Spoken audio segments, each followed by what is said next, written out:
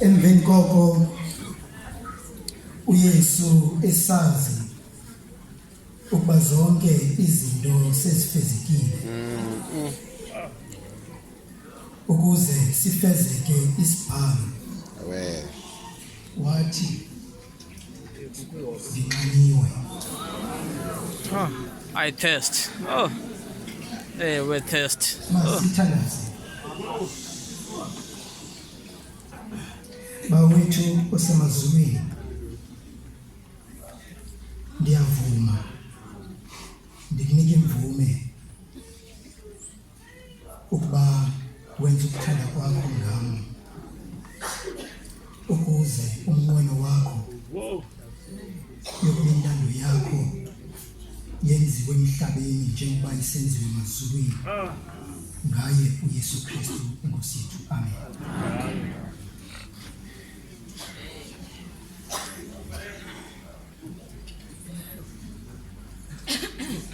Lonke lixesha ngiyorile bendimane ndishumayela,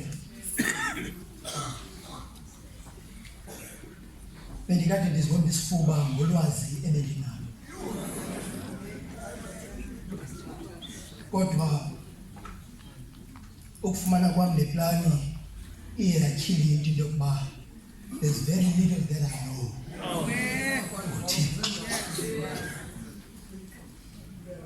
Andiyazi nokuba ingoma ibiculwa nguRoberta Flack ibiyingoma yeqawela, kodwa ndizibone ithetha nam kule meko ndikuyo. The closer I get to you, the more you make me see.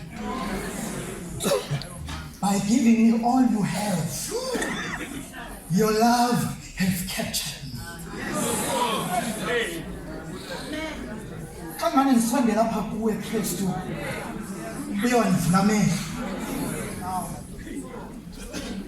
ngokundinika kuphela kwento obunayo. Yandityhilela into yokuba ngenene uthando lwakho lundigubungele.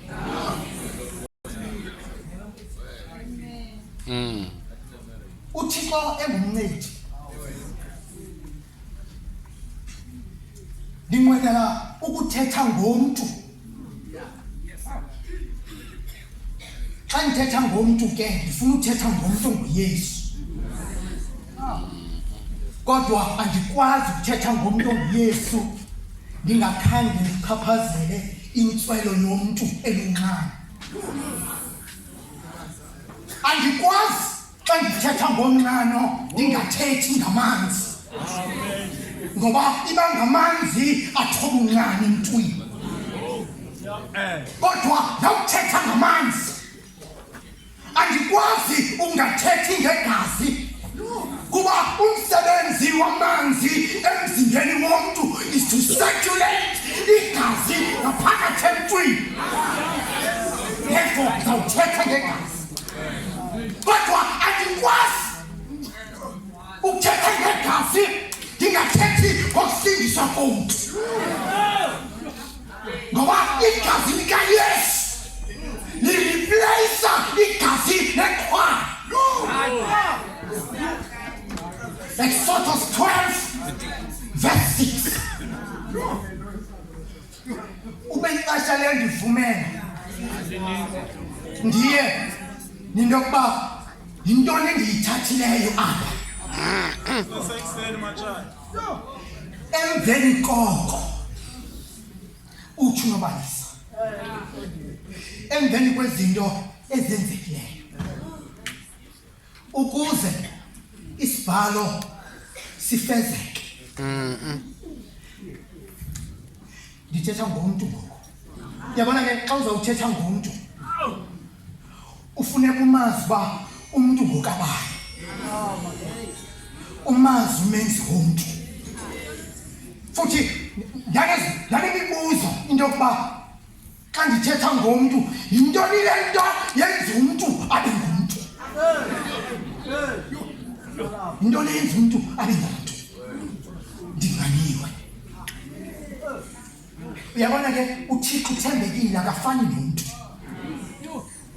uba umama emane bekhona bezawunginqinela Hayibo. ubhala incwadi ethi uzenza akufani ngokwenziwa abalise pha ngomama uTshopho athi uNovuyisile igama lakhe othi ngenxa yokudaniswa ngumyeni indoda yakhe yakwamfene Ojamba sana. umsingathi igama uba nala nto ayithethayo nento ayithethayo ixhaphakile ndidlela uyiva ngabanye abantu loo nto bendikhe ndayiva ithethwa noma mpondomise emveni uba ebhidwe ngumhlola kagulethu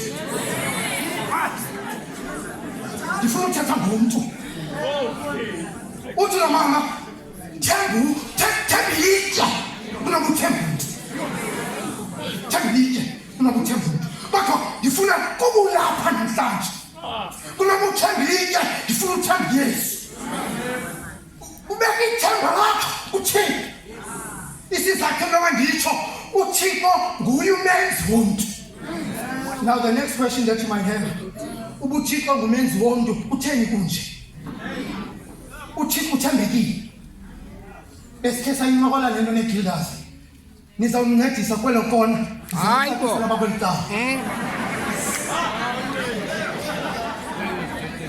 Genesis 1:26 to 27 uThixo collectively masenze umntu Yeah.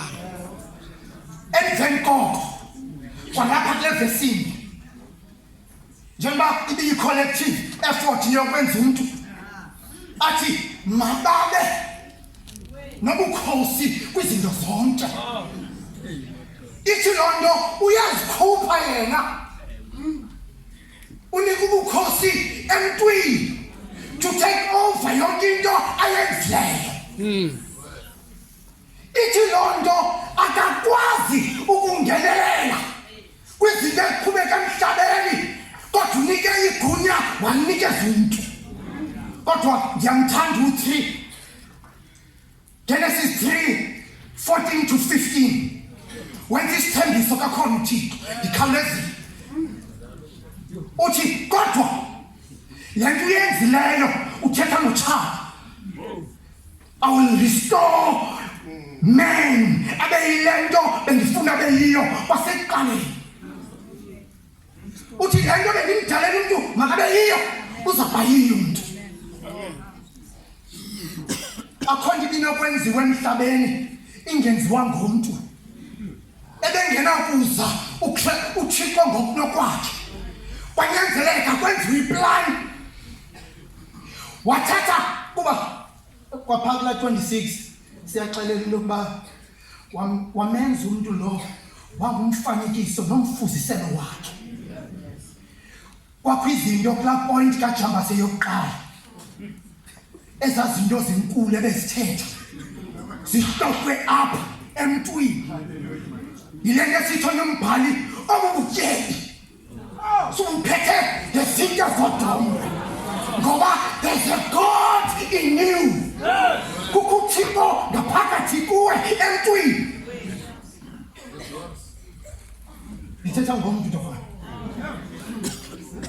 uKristu ungumntu unginaloo nto uIsaya in fact uyiprofethi ingekenzeki wathi sizalelwe umntwana that is the physical body kodwa yena unyana simnikiwe ngoba that comes from uThixo usuka kuThixo uyanqina lo mntu sibaliselayo ebeseyitshilo uJamasi kwincwadi yokuqala wathi kaJohane uThixo ebengulizwi futhi ulizwi ekuye uThixo kodwa kukho indawo ehlayo u-14 athi wehla ulizwi waba yinyama wahlala phakathi kwabantu therefore xa esithi ndingxaniwe it's enough evidence endixelela into yokuba ibe ngumntu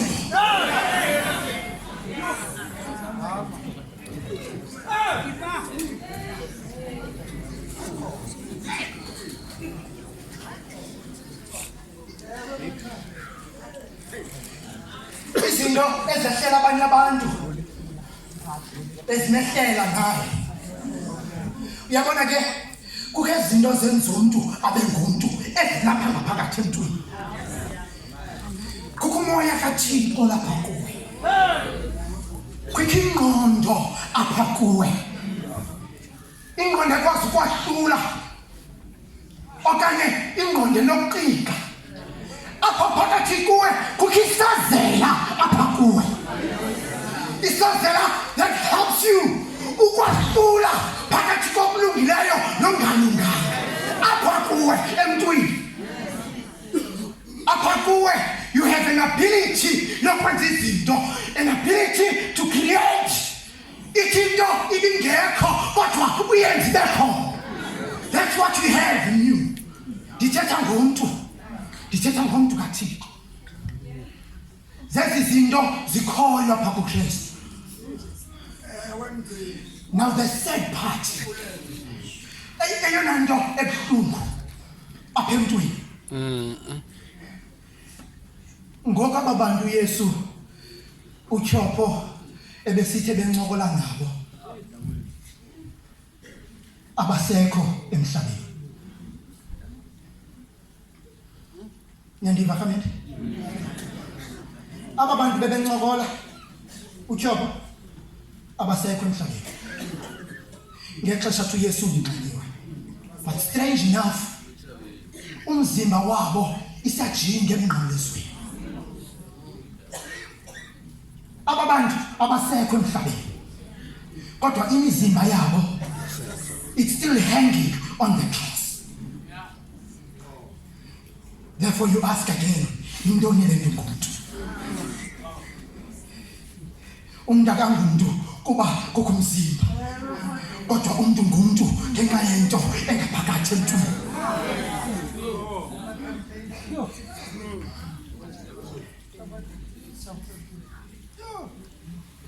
Siphuma ke load shedding as if that was not enough. It never rained but pours. Ngoku singena ke water restrictions.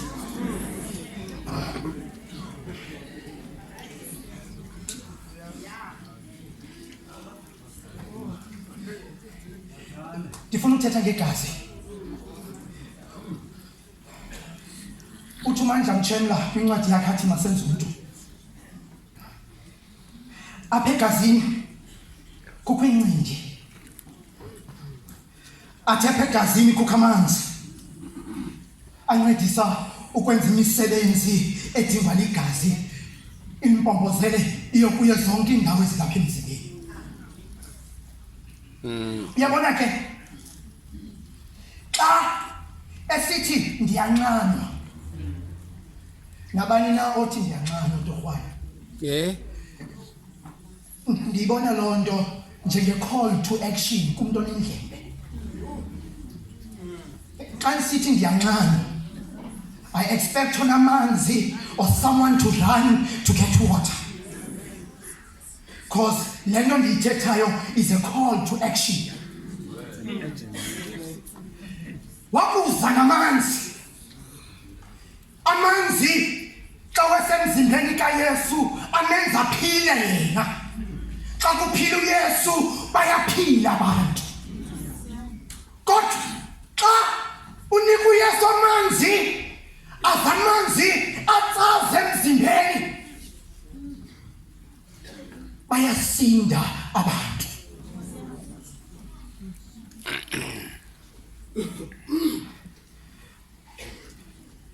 Yabona ke xa kuthethwa ngegazi andiyazi noba abanye abantu bayawazi noba igazi ewe libomvu sonke futhi silapha sinegazi kodwa kuphela kwendawo elifana ngayo igazi bububomvu olo kodwa umuntu ngamnye une-blood type yakhe yohlukileyo. Eyam igroup ndiyayazi O bathi xa beyithetha inqabile kukho no-A kukho o-B kubekho A-B. Utheni ndithetha le nto? Awukwazi rhamente ungu-O udoneyithelwe igazi ngumntu ongu-A. Ubungozi ungade ubhubhe ngenxa yaloo nto. Kodwa xa ndizawuthetha ngokusinda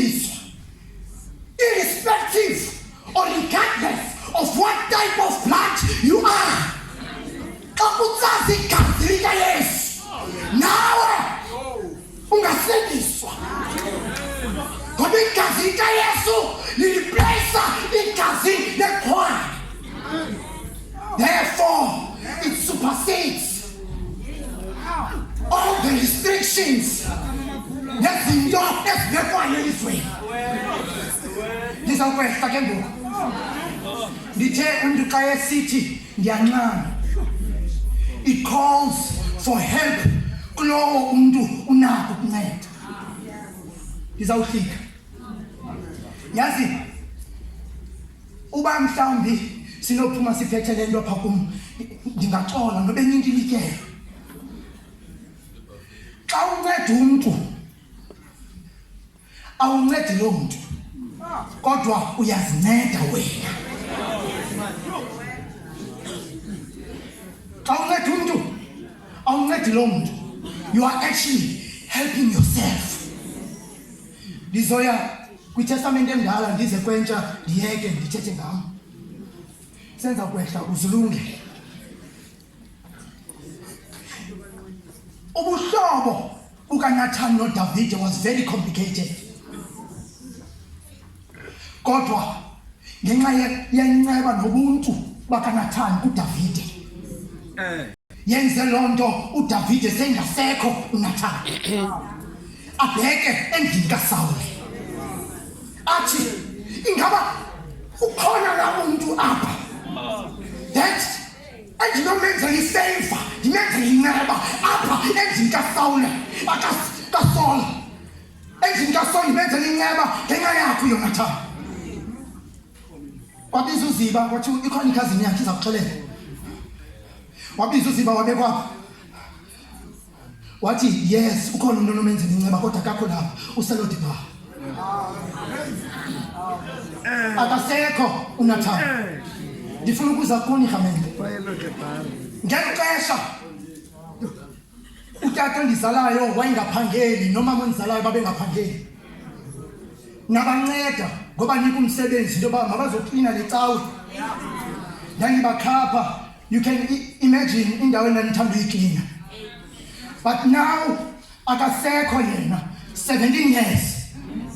But you get to reap the benefits yento engayenzayo kuye engasekho yena. Anindiva Rhamente.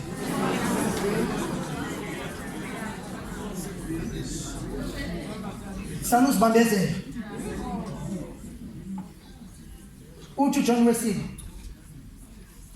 yenza konke onako ukwenza kubantu bonke onokwazi ubenza kubo, kuzo zonke indawo onokwazi ukwenza kuzo, as long as you still care. Ngexesha usakwazi, ngenxa into yokuba bathi ixesha njengaYesu. uYesu ngumntu abathi is a man of action. IsiNgesi sitsho kuthiwa action speak louder than words. Kodwa amagama ngamanye amaxesha can be your only action xa ungakwazi ukumuva njengoYesu. Ndifuna abantu, in fact xa ndisehla uyichaphazele umfundisi ethetha ngengxaki ezihlela abantu abangamadoda. Sisikhalo sendoda esi. uYesu uziveza ubuze xa isithi ndingxaniwe. Ndifuna bobawo singoyiki. Ndifuna bobawo singoyiki ukukhala. Ngoba le nto kumane kusithiwa indoda ikhali iyasula. A bit of writing. Usikhalo wam ndizawufika. Sivala unyaka kulo nyaka uphelileyo. Kwabakho utata who couldn't take it anymore. Uhlala eMontana, so he decided to act as Tabato Bakubo. Sendibulela nje bamfundisi lapha phambi kwethu ungakhange uyicinge naleyo inkani. Sithi uzuko mabe kuThixo. Kuba izinto esahlulayo thina singabantu ukhona umnini.